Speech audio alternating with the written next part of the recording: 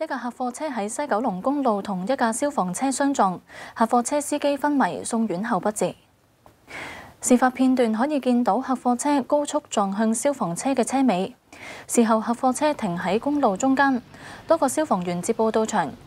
事發喺下晝大約1點幾，一架泥頭車沿西九龍公路往港島方向行駛時，喺接近香港紅十字會總部對開路段失事，司機冇受傷。消防車接報到場停喺對面線，之後一架輕型客貨車駛至同消防車相撞，客貨車司機一度被困車內，獲救時已經昏迷，送往廣華醫院搶救後不治。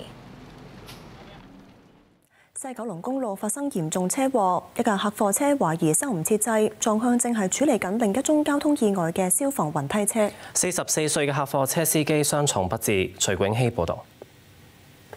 有車 cam 拍攝到事發嘅時候，一架往葵涌方向嘅藍色客貨車懷疑收掣不及，高速撞向停喺快線嘅消防雲梯車車尾，有消防員跳上路搏閃避。另一條車 cam 片段見到消防雲梯車車尾放置咗2個雪糕筒，示意後來嘅車需要轉線。冇幾耐，輕型貨車駛到，釀成意外。現場路面限制車速係每小時100公里。涉事客貨車成個車頭撞毀，輪胎飛脫，軚盤變形，部件外露，車身打橫停咗喺中線。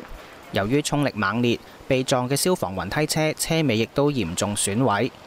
當時有好多架車一齊嚟，我都唔知邊架到先喎。但係佢總之咧，嗰架車係到咗一段時間，嗰架車先撞埋去嘅。我唔行得過去睇啊，我就係聽到嚇巨響咋。消防處話，下午1點48分接報，話西九龍公路有重型貨車冒煙。